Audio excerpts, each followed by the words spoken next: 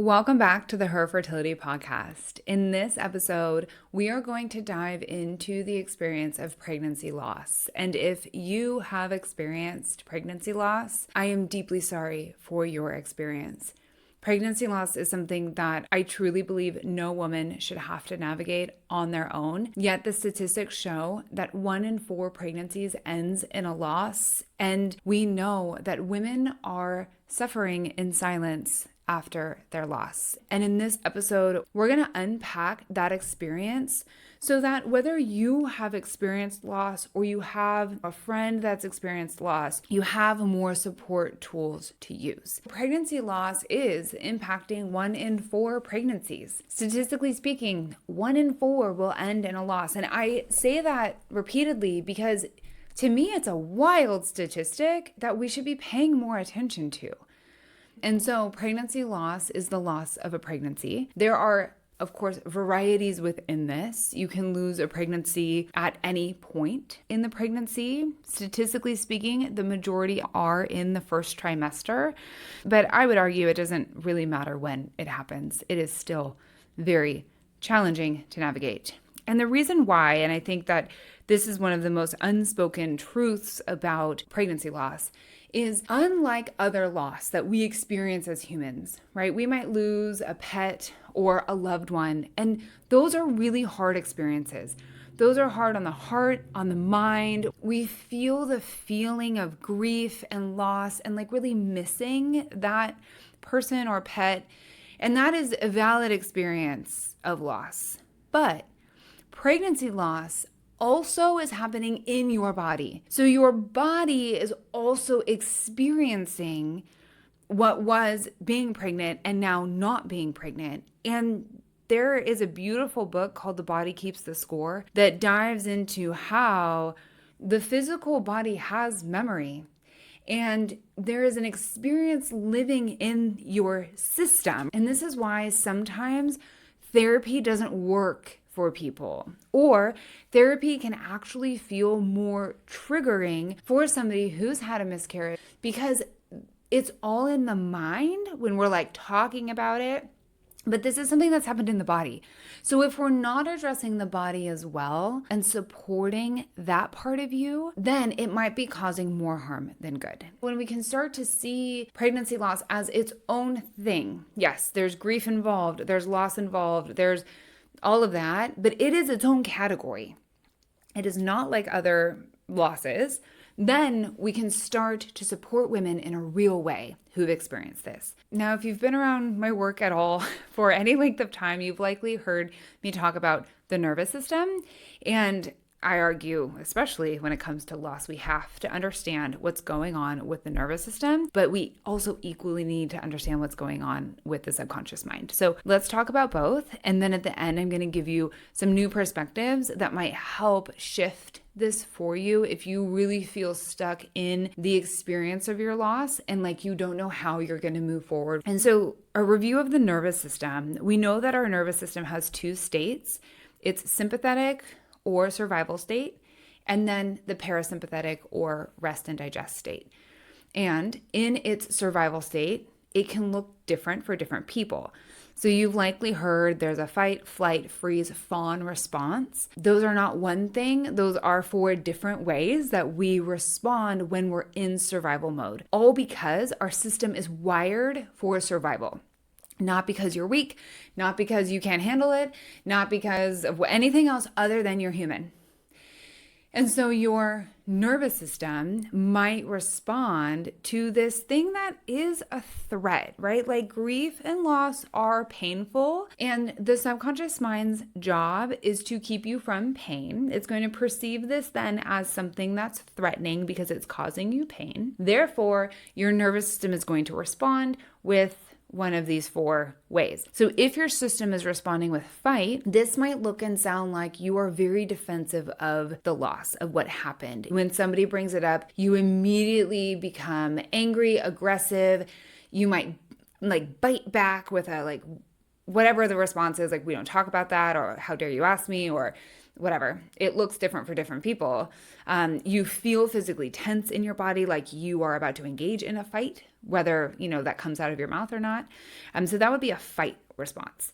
A flight response would be kind of the opposite, where you completely ignore or disregard what happened. You might be one of those people who had a pregnancy loss, and then you just shove it, push it back anywhere in the corner and move forward. These are those people who are like, yeah, I had a loss, no problem, let's get pregnant again, and completely fly away from the experience. And I'm saying this all with deep love and compassion. There's nothing wrong with these responses. These are just ways that we respond as human beings because we're human.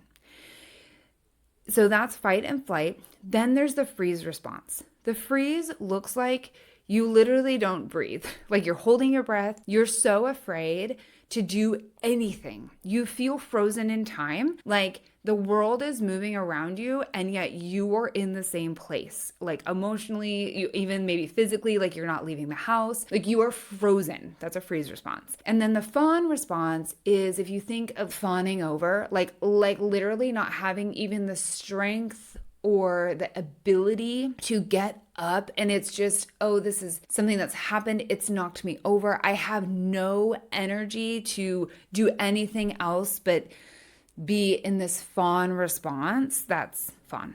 So these are the 4 ways in which you might be responding to the pain of pregnancy loss.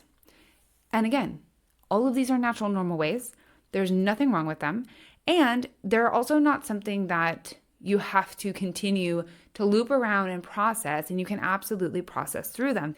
And when I support people, especially after pregnancy loss, we absolutely work through the grief, because if it's living in your body, we don't want it to get stuck there, and we need to move that out. So then we have to understand the subconscious mind. Now, the subconscious mind is that 95% of your brain that's always on, that we don't have cognitive control over. So we have our prefrontal cortex, which is the thinking part of our mind, the mind that can think and reason and logic. And then the subconscious is the thing running the show, truly, that from childhood has been scanning your environment for threats. Why? Because it is wired for survival. And so when you're a child and you touch the hot stove, the subconscious mind is like, yikes, that's hot, don't do that again. And it records that as, ooh, that's painful, don't do that again. Well, when it comes to really anything related to infertility, especially pregnancy loss, your subconscious mind records this experience as, yikes, that's painful, don't do that again. And the mind has a lot of different ways in which it acts to keep you safe. And it also is informing your nervous system. But the nervous system is also informing the mind. So because your body experienced the loss, the physical body is informing your subconscious mind that this is a painful thing, that we don't want this to happen again. And then your mind is informing your body, this is a painful thing and we don't want this to happen again. And it can feel like this endless loop. If you feel like you're on this endless loop of like, I'm broken, something's wrong with me, how am I ever going to get pregnant again? What did I do wrong? All of those thoughts. That is just because you're human and your system is designed to keep you alive, not necessarily to thrive. And it's just doing its job. And by thinking, oh, I must have done something wrong to cause this pregnancy loss. It's my fault. What's wrong with me? What the mind is actually trying to do is to keep you safe from the pain, because if it can make sense of the loss, then it feels like I can control that thing in the future. And this is where we get in these internal battles with ourselves, because the truth is we likely won't know why you had a pregnancy loss. And unfortunately for us, the mind loves to make sense of things. It loves a story. We at our core are storytellers. There's a theory in communication that humans are homo neurons, meaning we are storytellers and we make sense of life through story. But when there isn't a story to tell, when there isn't a cause and an effect, when there isn't a way to make sense of the thing that happened, the mind doesn't love that. It doesn't love to sit with that. And that's where giving yourself something to think about and creating the story for yourself can actually provide relief.